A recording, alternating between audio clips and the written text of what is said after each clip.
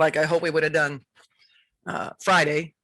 So we at least bounced back in that way, and we were right there. And difference between winning and losing is attention to detail, execution out of timeouts, that sort of thing. And they beat us in that area to be able to secure the win for them. You guys came back with that really strong start to the third. You had a 1 point lead. Yep. And then over the next, I think, 6 or so minutes of clock time, it was like 20-8. Yeah. What did you see there? I mean, obviously good teams respond, but you couldn't just stop that bleeding. Yeah. I think almost every time it would have been after, like you said, a strong start offensively, and then not as much in those next possessions where they were able to play with some flow, and they push pace. Liz Thomas will get a rebound, and she's gonna get ahead in the possession. And for as much as I thought that we played off, I mean, I know we gave up a lot of rebounds. That was kind of tough, but we don't play with the same pace and play off of our defense as well as they do. So they just, they're patient. They know their identity well. They pounded the paint, missed assignments, that sort of thing. Heidemann had, strong offense. They ran a first play for her. I don't know if that was the start of the fourth, or the must have been start of the fourth. She got the 3. So, I think for us, as much as we battled, I just think offensively, that's what they do. I mean, if you know Connecticut, and they hang their hat on their defense and their physicality, and they get away with a lot. And I just think offensively, as much as we got off to a good start, I think we sputtered there.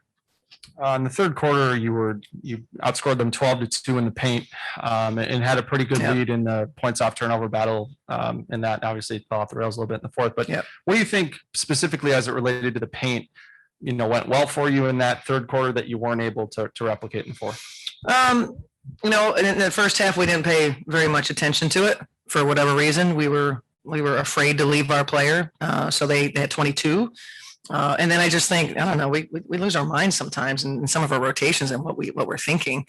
And so, when you don't play team defense, if you've got somebody who's battling the post, and you got to bring them help, and you got to help the helper. We had, people just take turns. One time it's a guard that doesn't come and cover down. I think, like I said, they're very persistent in what they want to do. Breon Jones is, she's just a handful. She's so strong, so persistent. But I think for us, our problems are that, we play in spurts. We play great defensively in spurts. And then, I don't know if it's fatigue or what, and then we just lose our focus on what we're trying to do.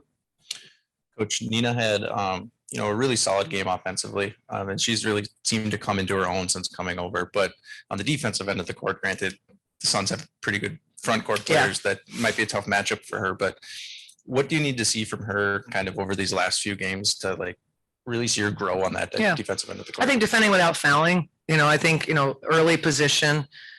She's so intense the way that she plays, and sometimes it's over aggressive, gets herself out of position. I think I'd like to see that like early defense on her player, so they can't catch it. And then when they catch it, just playing solid one-on-one, and getting a rebound. But, and offensively, obviously Nina has helped us, to be able to throw it inside there. And, but obviously staying out of foul trouble would be a big thing. I don't know what her per minute is, but. Obviously, you guys were shorthanded today. You're down to 3 posts. I mean, it's a pretty good Connecticut team over there. So, I mean, bottom line is just one of these days where a team that's probably a little deeper, a little more talented, kind of won the day. Yeah, they're better than we are. Look at their record, and they've been a team that's been together for a while. We would have had to play well, which I thought we were on track. We were bringing the necessary energy. I think we looked a little bit different defensively today than what we looked on Friday. So I think our defense early on was giving ourselves a chance, and then we just, we let them, get ahead of us because we stopped defending the paint. So halftime we went in there and they were shooting 50%. We had them down early, but it's a team that's better, deeper, and that's what Jonquel Jones, playing minimally, as she's recovering. So it's a good team. Having said that, though, you guys created an awful lot of pretty easy shots. I mean, you're 4 feet and in today. I think you were shooting under 50%. I mean, there's a lot of shots there to be had. Yeah, it's tough. Contrary to their end and shooting that, the 1 to 5 feet. In the RA, they were 3-point plays. We were not as tough physically, I thought. Handling, they're good defensively, but you got to go up stronger and like I said, kind of go through their chest. I would love for somebody to commit an offensive foul trying to go through somebody, just being strong. And I told them that. So we just weren't as tough in the RA as they are in the RA. Any more for Coach? Thank you. Thanks. This for either player. Coach was saying that, in sports, you guys played very well tonight, but it was difficult to keep the continuity going. I was thinking back to the start of the third quarter when you started so strong and built a lead, and then what happened afterwards. Can you just kind of address just kind of the up and down nature of the game?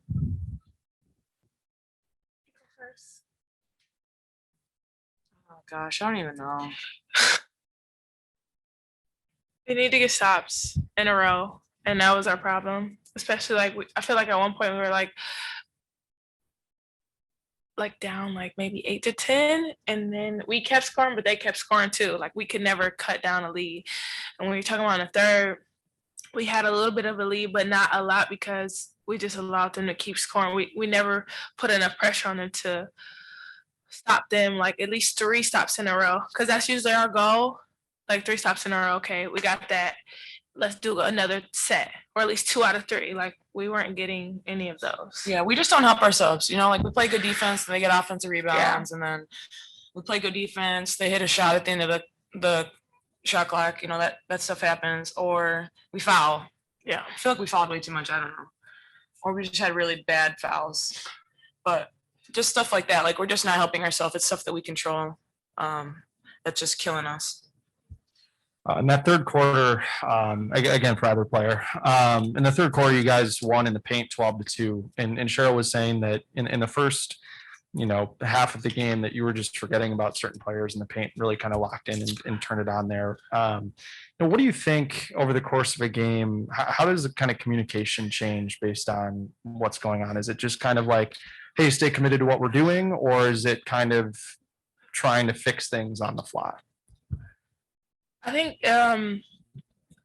usually our coaches are really good at fixing things on the fly. Say something's going on and we need to go maybe under a screen, or we need to hedge or something like that. Usually we don't really do it as a unit together. We listen to our coaches for that because they're so good at it, and we try to execute it, but sometimes we weren't getting it done. I think we have a really good game plan. We just don't execute it.